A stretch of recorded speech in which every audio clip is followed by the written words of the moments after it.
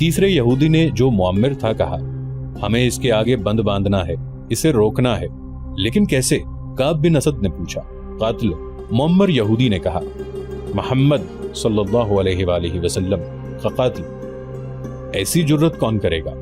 काब बिन असद ने कहा, तुम कहोगे कि वो एक यहूदी होगा। अगर वो मोहम्मद के कत्ल में नाकाम हो गया तो बनु कैनका और बनु नुज़ैर का अंजाम देख लो। मुसलमानों ने उन्हें जिस तरह कत्ल किया है और उनमें से जिंदा बच रहने वाले जिस तरह दूर दराज के मुल्कों को भाग गए हैं, वो ना भूलो। खुदाए यहूदा की कसम, मुअम्मिर यहूदी ने कहा, मेरी अक्ल तुमसे ज्यादा काम नहीं करती तो तुमसे कम भी नहीं। तुमने जो आज सोचा है वो मैं और लैस बिन मौशान बहुत पहले सोच चुके हैं। कोई यहूदी मोहम्मद को कत्ल करने नहीं जाएगा। फिर वो कौन होगा? वो कबीला कुरैश का एक आदमी है, बूढ़े यहूदी ने जवाब दिया। लैस बिन मौशान ने उसे तैयार कर लिया है। मेरा ख्याल है कि अब वक्त आ गया है कि ये काम कर दिया जाए। अगर तुम लोग भूल नहीं गए कि मैं बनु कुरैज़ा का सरदार हूं, तो मैं इस काम की इजाजत कैसे दे सकता हूं जो मुझे मालूम ही ना हो कि कैसे किया जाएगा? काब बिन असद ने कहा, और मुझे कौन बताएगा कि उस आदमी को इतने खतरनाक काम के लिए कैसे तैयार किया गया है? क्या उसे अबू सुफियान ने तैयार किया है? खालिद बिन वलीद ने तैयार किया है? सुनो काब, बूढ़े यहूदी ने कहा, और यहूदी हसीना युहावा की तरफ देखा। मैं ये बात लैस बिन मुशान की मौजूदगी में सुनाऊं तो क्या अच्छा ना होगा? युहावा ने कहा, इस बात में इस बुजुर्ग का अमल दखल ज्यादा है। हम उस बूढ़े जादूगर को कहां से लाएं? काब बिन असद ने कहा, हम तुम पर एतबार करते हैं। वो यही हैं, बूढ़े यहूदी ने कहा। हम उसे साथ लाए हैं और हम उसे भी साथ लाए हैं जो मोहम्मद को कत्ल करेगा। अब हम इंतजार नहीं कर सकते। हम सबको उम्मीद थी कि कुरैश, गतफान और उनके दूसरे कबाइल इस्लाम का नामो निशान मिटा देंगे, मगर हर मैदान में उन्होंने शिकस्त खाई। हमने उन्हें मदीने पर हमले के लिए उकसाया था, वो यहाँ से भी भाग निकले। खुदाए यहूदा की कसम, काब, तुमने मुसलमानों पर अकब से हमला न करके बहुत बुरा किया है। मैं इसकी वजह बता चुका हूँ। काब बिन असद ने कहा, वजह सही थी या गलत? मुअम्मिर यहूदी ने कहा, वक्त हाथ से निकल गया है, अब हम कुरैश की फतह का इंतजार नहीं कर सकते। उसने युहावा से कहा, लैस बिन मुशान को बुलाओ, दूसरे को अभी बाहर रखो। युहावा कमरे से निकल गई। वापस आई तो उसके साथ लैस बिन मुशान था। वो एक बूढ़ा यहूदी था जिसकी उम्र 70 और 80 बरस के दरमियान थी। उसके सर और दाढ़ी के बाल दूध की तरह सफेद हो चुके थे। दाढ़ी बहुत लंबी थी। उसके चेहरे का रंग सुर्ख सफेद था। उसने ऊंट के रंग की कबा पहन रखी थी। उसके हाथ में लंबा असा था जो ऊपर से सांप के फन की तरह तराशा हुआ था। लैस बिन मुशान को यहूदियों में जादूगर के नाम से शोहरत हासिल थी। शोबदाबाजी और काले इल्म में वो महारत रखता था। वो मक्का और मदीना के दरमियान किसी गांव का रहने वाला था।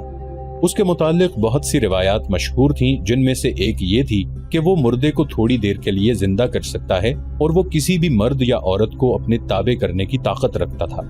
यहूदी उसे अपना पीरो मुर्शिद समझते थे। वो जहां दीदा और आलिम फाजिल शख्स था। वो कमरे में दाखिल हुआ तो सब उसकी ताजीम को उठे। वो जब बैठ गया तो सब बैठे। खानदान मौशान की अजमत से कौन वाकिफ नहीं? काब बिन असद ने कहा, खुदाए यहूदा की कसम, हम में से कोई भी आपको यहाँ बुलाने की जुर्रत नहीं कर सकता था। युहावा शायद आपको ले आई है। मैं पैगंबर नहीं, काब बिन असद, लैस बिन मौशान ने कहा। मैं ये खूबसूरत अल्फाज सुनने का आदी नहीं और ताजीम व एहतराम का वक्त भी नहीं। कोई ना बुलाता तो भी मुझे आना था। तुम लोग अपने फर्ज की अदायगी में बहुत वक्त जाया कर चुके हो। तुमसे ये लड़की अच्छी है जिसने वो काम कर लिया है जो तुम्हें करना चाहिए था। मुअज़्ज़ज़ मौशान, काब बिन असद ने कहा, हमने अभी इस इंतहाई कदम की सोची नहीं थी।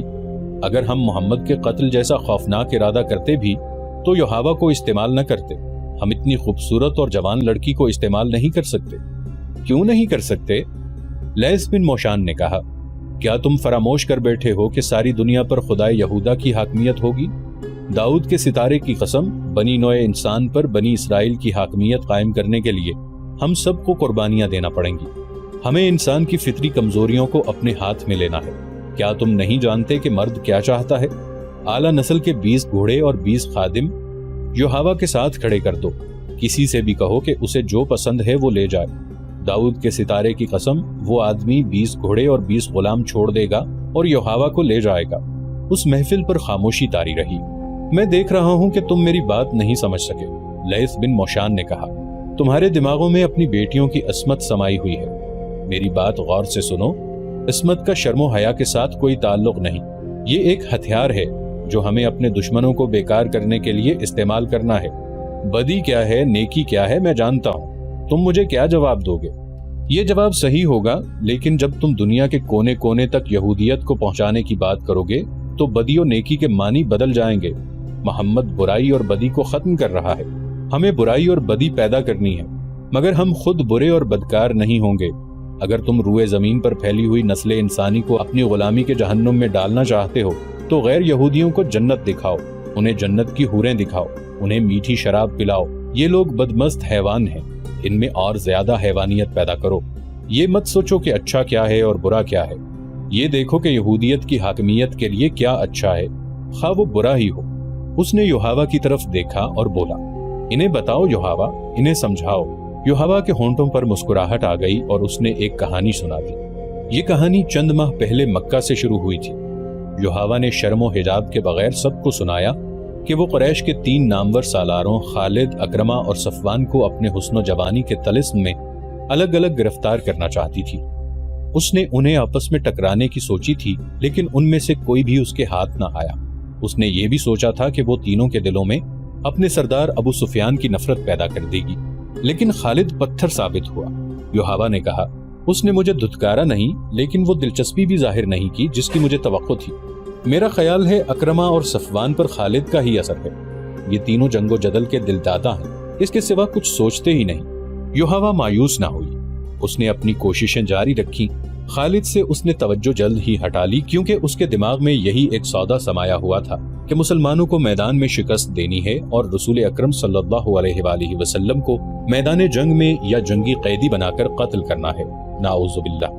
ایک روز یوحوا مکہ سے 4 میل دور ایک گاؤں میں گئی اور دن کے پہلے پہر وہاں سے واپس چلی۔ اس کے ساتھ 2 لڑکیاں اور 3 آدمی تھے، وہ سب یہودی تھے اور 2 گھوڑوں والی گاڑی پر سوار تھے۔ ابھی آدھا رستہ بھی طے نہیں ہوا تھا کہ صحرائی آندھی آ گئی جو ریت کے ٹیلوں کو اڑا لے جاتی ہے۔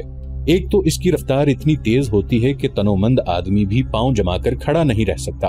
اگر جسم کا کوئی حصہ ننگا رہ جائے تو ریت اتنی زور سے ٹکراتی ہے کہ کھال اترتی محسوس ہوتی ہے۔ اونٹ گھوڑے بے قابو ہو کر بھاگ اٹھتے ہیں۔ اچانک ریت کی ایک دیوار جو زمین سے آسمان تک پہنچی ہوئی تھی بڑی تیزی سے آئی اور ان یہودیوں کی گھوڑا گاڑی کو اس دیوار نے نگل لیا۔ فضا لال ہو گئی، ریت کے تھپیڑے اتنی زور سے پڑنے لگے جیسے بحری طوفان میں موجیں اٹھ اٹھ کر کشتی میں پڑتی ہیں اور کشتی کو پٹختی ہیں۔ ٹیلے جڑوں سے اکھڑنے لگے۔ صحرائی آندھی میں رک کر کھڑے ہو جانا بہت ہی خطرناک ہوتا ہے۔ ریت اس طرح جسم سے ٹکرا کر وہیں اکٹھے ہونے لگتی ہے جیسے کوئی بیلچے سے ریت پھینک رہا ہو۔ کچھ دیر بعد وہاں ریت کی اونچی ڈھیری بن جاتی ہے اور اس میں ایک انسان دفن ہو جاتا ہے، مگر وہ زندہ نہیں رہ سکتا۔ آندھی ہمارے پہلو کی طرف سے آئی تھی، یوحوا نے سنایا۔ گھوڑے ریت سے لدے ہوئے جھکڑ برداشت نہ کر سکے اور بے لگام ہو گئے۔ انہوں نے اپنا رخ آندھی کے رخ کے مطابق کر لیا اور سرپٹ دوڑ پڑے۔ آگے چھوٹے بڑے گڑھے آ گئے۔ گھوڑا گاڑی بڑی زور سے اچھلتی ڈولتی اور بے لگام گھوڑوں کے رحم و کرم پر اڑی جا رہی تھی۔ گاڑی کے اندر اس قدر ریت آ رہی تھی کہ اپنا آپ بھی نظر نہیں آیا تھا۔ ایک جگہ گاڑی کے ایک طرف کے پہیے گڑھے میں چلے گئے یا دوسری طرف کے پہیے اونچی جگہ چڑھ گئے۔ گاڑی ایک طرف سے اتنی اوپر اٹھ گئی کہ اس کا پہلو کے بل گرنا یقینی تھا، لیکن گاڑی نہ گری۔ اسے اتنا سخت جھٹکا لگا کہ میں جو اس طرف بیٹھی تھی لڑک کر باہر جا گری۔ گاڑی آگے نکل گئی، میں قلع بازیاں کھاتی رہی۔ سنبھل کر اٹھی اور اپنے ساتھیوں کو پکارا، مگر آندھی کے زناٹوں اور اس کی چیخوں میں اپنی آواز مجھے بھی مشکل سے سنائی دے رہی تھی۔ میرے ساتھ گاڑی میں جو بیٹھے تھے انہوں نے شاید مجھے گرتے نہیں دیکھا تھا، اگر دیکھا تھا تو ان میں سے کسی میں اتنی ہمت نہ تھی کہ میرے پیچھے اود آتا تاکہ میں تنہا نہ رہتی۔ میں اتنی خوفزدہ کبھی نہیں ہوئی تھی اور میں کبھی ایسی خوفناک آندھی میں بھی نہیں پھنسی تھی۔ آندھی میں کچھ نظر نہیں آتا تھا، میرے نیچے کوئی راستہ نہیں تھا۔ مجھے یہ بھی معلوم تھا کہ گھوڑے صحیح راستے سے ہٹ کر نہ جانے گاڑی کو کس طرف لے آئے تھے۔ میں چہرے پر کپڑا ڈالے آندھی کے رخ میں جا رہی تھی، پاؤں جمتے نہیں تھے۔ یوحوا کو آندھی دھکیلتی جا رہی تھی۔ اچانک آندھی کی چیخیں بہت ہی بلند اور ڈراؤنی ہو گئیں۔ یوحوا پہلے نیچے گئی، وہ گھاٹی تھی جو وہ آندھی کے زور پر اتر گئی تھی۔ پھر وہ ایک دیوار سے ٹکرائی، یہ ریتلی مٹی کی دیوار تھی۔ یوحوا اس پر ہاتھ رکھ رکھ کر آگے چلتی گئی۔ یہ نشیبی جگہ تھی جس میں مٹی کے ٹیلے اور ٹنڈ منڈ سے صحرائی درخت بھی تھے۔ یہاں آندھی کی چیخیں ایسی ہو گئی تھیں جیسے بہت سی عورتیں چیخ چلا رہی ہوں۔ بعض چیخیں آندھی کی لگتی ہی نہیں تھیں، یہ انسانوں کی بھی نہیں لگتی تھیں، وہ چڑیلوں یا درندوں کی معلوم ہوتی تھی۔ یہ یہودی حسینہ جو اپنے آپ کو نڈر اور دلیر سمجھتی تھی خوف سے رو پڑی۔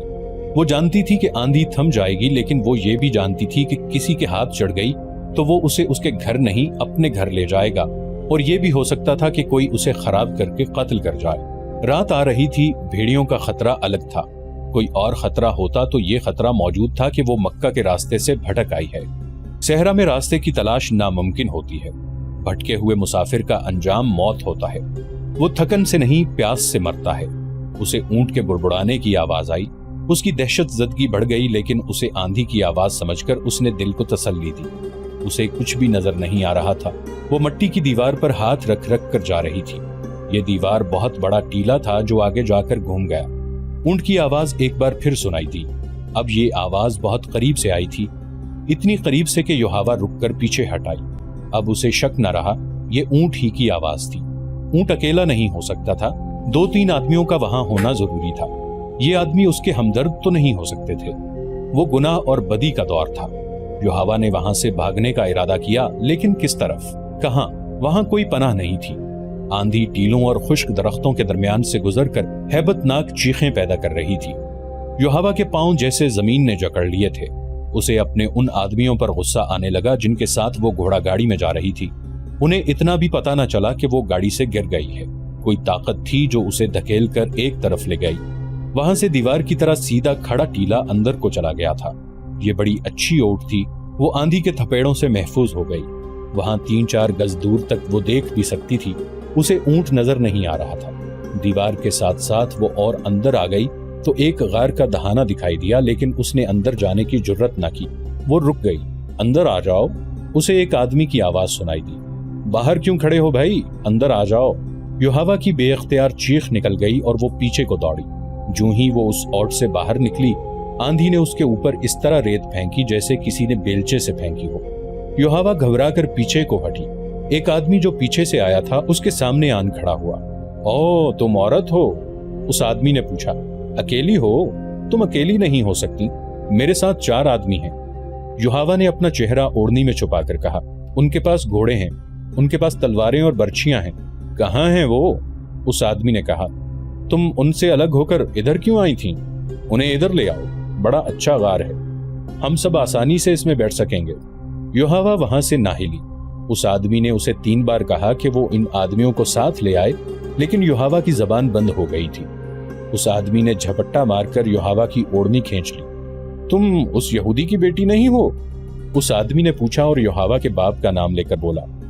تم اکیلی ہو؟ ہاں، میں اکیلی ہوں، یوحاوا نے روتی ہوئی آواز میں کہا۔ مجھ پر رحم کرو۔ یوحاوا نے اسے بتا دیا کہ یہاں کس طرح پہنچی ہے۔ میرے ساتھ آؤ، اس آدمی نے کہا اور یوحاوا کا بازو پکڑ کر اسے اپنے ساتھ لے چلا۔ ذرا رکو، یوحاوا نے کہا، تم کتنے آدمی ہو؟ کیا تم مجھ پر رحم نہیں کرو گے؟ تم قبیلہ قریش کے آدمی ہو شاید۔ میں اکیلا ہوں، آدمی نے کہا، اور میرا قبیلہ قریش ہی ہے۔ میں تم پر رحم ہی کر رہا ہوں، میں نے تمہیں مکہ میں اکثر دیکھا ہے۔ یوحاوا نے کہا، تمہارے نام سے میں واقف نہیں، میں جرید بن مسیب ہوں، میرے ساتھ آؤ۔ پھر تم مجھے میرے گھر تک پہنچا دو گے؟ یوحاوا نے پوچھا۔ میں تمہیں کبھی ناراض نہیں کروں گی۔ اونٹ جس کی آوازیں یوحاوا نے سنی تھیں وہ جرید بن مسیب کا تھا، جو باہر کہیں بیٹھا تھا۔ جرید یوحاوا کو غار میں لے گیا۔ جرید دراز قد، گٹھے ہوئے جسم اور دلکش چہرے مہرے والا جوان آدمی تھا۔ اس نے غار میں لے جا کر یوحاوا کو پانی پلایا اور ایک تھیلی اس کے آگے رکھ دی جس میں کھجوریں تھیں۔ خاموشی سے بیٹھی رہو، جرید نے کہا، آندھی کا زور ٹوٹ رہا ہے، میں تمہیں گھر پہنچا دوں گا۔ ذرا خاموش رہ کر اس نے یوحاوا سے پوچھا، تم نے یہ کیوں کہا تھا کہ میں تمہیں ناراض نہیں کروں گی؟ تم مجھے گھر پہنچانے کا معاوضہ لوگے؟ یوحاوا نے کہا، میں اور کیا معاوضہ دے سکتی ہوں؟ میں کوئی معاوضہ نہیں لوں گا۔ جرید نے کہا، میں ان میں سے نہیں ہوں، اگر میں نے تمہیں کسی سے لڑ کر چھینا ہوتا تو تم میرا انعام ہوتی، مگر تم نے مجھ سے رحم مانگا ہے۔ رحم کرنے کا معاوضہ کون لیتا ہے؟ یوحاوا اس کے منہ کی طرف دیکھتی رہی۔ جرید بن مسیب لیٹ گیا۔ یوحاوا نے اس کے ساتھ کچھ باتیں کی۔ تھوڑی دیر بعد اسے یقین ہو گیا کہ جرید کی نیت میں خرابی نہیں ہے، وہ تو اس کے ساتھ کھل کر بات بھی نہیں کرتا تھا۔ یوحاوا پریشان ہو گئی۔ جرید، یوحاوا نے پوچھا، کیا میں خوبصورت نہیں؟ کیا تم مجھے پسند نہیں کرتے؟ جرید نے قہقہا لگایا مگر بولا کچھ بھی نہیں۔ تم کیوں ہنسے ہو؟ یوحاوا نے پوچھا۔ میں تمہاری ہنسی سے ڈر گئی ہوں۔ خدا کی قسم تم بہت خوبصورت ہو، جرید نے کہا۔ تم میری پسند کی لڑکی ہو۔ لیکن جس طرح اور جس جگہ تم مجھے ملی ہو یہ مجھے پسند نہیں۔ میری مردانگی کو مت للکارو۔ تمہارا جسم مجھے بہت اچھا لگتا ہے، لیکن میرے دیوتا مجھ پر لعنت بھیجیں گے کہ میں نے مصیبت میں پھنسی ہوئی لڑکی کا ہاتھ پکڑا اور اس کے جسم کو اپنا انعام سمجھ لیا۔ جرید پھر خاموش ہو گیا۔ یوحوا کے دل سے خوف نکلتا چلا گیا اور جرید اسے بڑا ہی خوبصورت نظر آنے لگا۔ میں نے جرید کو مکہ میں کئی بار دیکھا تھا۔ یوحوا نے کعب بن اسد کے گھر میں سب کو یہ کہانی سناتے ہوئے کہا، لیکن میں نے کبھی اس کی طرف کوئی توجہ نہیں دی تھی۔ اپنے قبیلے میں اسے کوئی رتبہ یا اونچی حیثیت حاصل نہیں تھی، مگر اس روز غار میں اس کے پاس تنہا اور بے بس بیٹھ کر مجھے محسوس ہونے لگا کہ یہ تو اونچی حیثیت والے لوگوں سے بھی اونچا ہے۔ آندھی کا زور ٹوٹا تو سورج ڈوب رہا تھا۔ اس نے مجھے کہا، آؤ چلیں۔ میں اس کے پیچھے پیچھے غار سے نکلی۔ کچھ دور تک اس کا اونٹ ٹیلے کے ساتھ لگا بیٹھا تھا۔ وہ اونٹ پر بیٹھا اور مجھے اپنے پیچھے بٹھا لیا۔ اس کے اشارے پر اونٹ اٹھا اور چل پڑا۔ گرد و غبار صاف ہو گیا تھا۔ میں نے وہ جگہ دیکھی۔ وہ بڑی ہی ڈراؤنی جگہ تھی۔ میں نے اس جگہ کے متعلق کچھ پر اسرار باتیں سنی تھی۔ آندھی میں تو میں دیکھ نہ سکی کہ یہ کون سی جگہ ہے۔ آندھی کے بعد دیکھا تو میرے رونگٹے کھڑے ہو گئے۔ بعض ٹیلے انسانوں کی طرح تھے۔ ان کا رنگ بھی ڈراؤنا تھا۔ میں شتر سواری جانتی ہوں، اونٹ کو دوڑا سکتی ہوں، لیکن اس شام جرید کے پیچھے اونٹ پر بیٹھے ہوئے میں ڈرنے لگی کہ میں گر پڑوں گی۔ میں نے جرید کی کمر میں بازو ڈال کر اسے مضبوطی سے پکڑ لیا۔ مجھ میں یہ احساس بیدار ہو گیا تھا کہ میں بڑی ہی کمزور لڑکی ہوں اور جرید بن مسیب میرا محافظ ہے۔ آپ کو یہ تو معلوم ہے کہ میں اپنے مذہب کے لیے کیا کر رہی ہوں، لیکن آپ کو یہ معلوم نہیں ہوگا کہ اس راستے پر مجھے میرے باپ نے ڈالا ہے۔ یوحوا نے انہیں بتایا کہ جب اہل قریش بدر میں مسلمانوں کے ہاتھوں شکست کھا کر آئے تو ان کی عورتوں نے بازو لہرا لہرا کر بین کیے تھے۔ یوحوا کا باپ کٹر یہودی تھا۔ قریش کی شکست پر اس کے آنسو نکل آئے تھے۔ اس نے کہا تھا کہ قریش کے 1000 جنگجو اگر محمد کے 313 آدمیوں سے شکست کھا آئے ہیں تو اس سے یہی ظاہر ہوتا ہے کہ محمد کوئی جادو لے کر آیا ہے۔ اس نے کہا تھا کہ محمد صلی اللہ علیہ وآلہ وسلم کے پیروکار اسی قبیلہ قریش کے آدمی ہیں۔ وہ آسمان سے نہیں اترے، پھر وہ جیت کس طرح گئے؟ اس وقت یوحوا کمسن تھی۔ اگلے روز اس کے باپ نے گھر والوں کو اپنا خواب سنایا جو اس نے گزشتہ شب دیکھا تھا۔ اس نے دیکھا کہ اس کے ہاتھ میں تلوار ہے جو خون سے لال ہے اور اس کے سامنے ایک آدمی زمین پر پڑا تڑپ رہا ہے۔ اس کے کپڑے خون سے لال ہیں۔ یوحوا کو معلوم نہیں کہ یہ کون ہے جسے اس نے قتل کر دیا ہے۔ اسے ایک آواز سنائی دیتی ہے، یہ کام تمہیں کرنا ہے۔ تڑپتا ہوا زخمی مر جاتا ہے اور لاش اپنے آپ زمین میں غائب ہو جاتی ہے۔ وہاں سے ایک بڑی خوبصورت اور کمسن لڑکی ابھرتی ہے جس کے ہونٹوں پر مسکراہٹ ہے۔ اس پر اس خواب کا ایسا اثر ہوا کہ وہ لیس بن موشان کے پاس چلا گیا اور اس سے خواب کی تعبیر پوچھی۔ لیس بن موشان نے اسے بتایا کہ وہ اپنی کمسن بیٹی یوحوا کو اسلام کی جڑیں کاٹنے کے لیے وقف کر دے۔ اس بوڑھے یہودی جادوگر نے یہ پیشن گوئی بھی کی تھی کہ جس نے نبوت کا دعویٰ کیا ہے، یعنی نبی کریم صلی اللہ علیہ وآلہ وسلم، وہ اس لڑکی کے ہاتھوں قتل ہوں گے یا یہ لڑکی ان کی نبوت کے خاتمے کا ذریعہ بنے گی۔ اس نے یوحوا کے باپ سے یہ بھی کہا تھا کہ وہ یوحوا کو اس کے پاس لے آئے۔ یوحوا کو لیس بن موشان کے حوالے کر دیا گیا۔ میں نے اس لڑکی کی تربیت کی ہے۔ لیس بن موشان نے یوحوا کی بات کاٹ کر کہا، خدائے یہودا نے اسے جو حسن اور جو جسم دیا ہے یہ ایک دلکش تلوار ہے، یا اسے بڑا میٹھا زہر سمجھ لیں۔ اس نے قریش کو مسلمانوں سے ٹکرانے میں جو کام کیا ہے وہ تم میں سے کوئی نہیں کر سکتا۔ چھوٹے چھوٹے قبیلوں کے سرداروں کو اس لڑکی نے قریش کا اتحادی اور محمد صلی اللہ علیہ وآلہ وسلم کا دشمن بنایا ہے۔ اب اس نے محمد کے قتل کا جو انتظام مجھ سے کرایا ہے وہ اسی سے سنو۔ یوحوا نے سنایا کہ لیس بن موشان نے اس میں ایسی جرت اور ایسی عقل پیدا کر دی ہے کہ وہ مردوں پر اپنے حسن کا جادو چلانے کی ماہر ہو گئی ہے۔ حسین لڑکی ہوتے ہوئے اس میں مردوں جیسی جرت آ گئی تھی، لیکن اس کا استاد اسے یہ نہ بتا سکا کہ جس نئے عقیدے کو روکنے کا اور جس شخصیت کے قتل کا انہوں نے ارادہ کر رکھا ہے وہ عقیدہ خدا نے اتارا ہے، اور اس شخصیت کو خدا نے اس عقیدے کے فروغ کے لیے رسالت عطا کی ہے۔ یوحوا کی تربیت ایسی ہی ہوئی کہ وہ اپنے مذہب کو دنیا کا واحد سچا مذہب سمجھتی رہی اور یہ نہ سمجھ سکی کہ حق پرستوں پر اللہ کا ہاتھ ہوتا ہے۔ خدا نے اسے آندھی میں تنہا پھینک دیا، لیکن وہ خدا کا یہ اشارہ سمجھ نہ سکی۔ کہاں وہ جرت کے مقابلے میں اپنے آپ کو مردوں کے برابر سمجھتی تھی، کہاں وہ ایک کمزور اور بے بس لڑکی بن گئی۔ وہ مرد کے جسم سے نا آشنا نہیں تھی۔ جرید بن مسیب کا جسم بھی ایک مرد کا ہی جسم تھا، لیکن اس جسم کو وہ مقدس اور پاک سمجھنے لگی اور جرید اسے فرشتہ لگنے لگا۔ وجہ یہ تھی کہ وہ اس کے حسین چہرے، ریشم جیسے بالوں اور دلکش جسم سے ذرا بھی متاثر نہ ہوا تھا۔ یوحاوا پر جرید کے اس رویے کا یہ اثر ہوا کہ وہ جرید کے جسم میں کشش محسوس کرنے لگی۔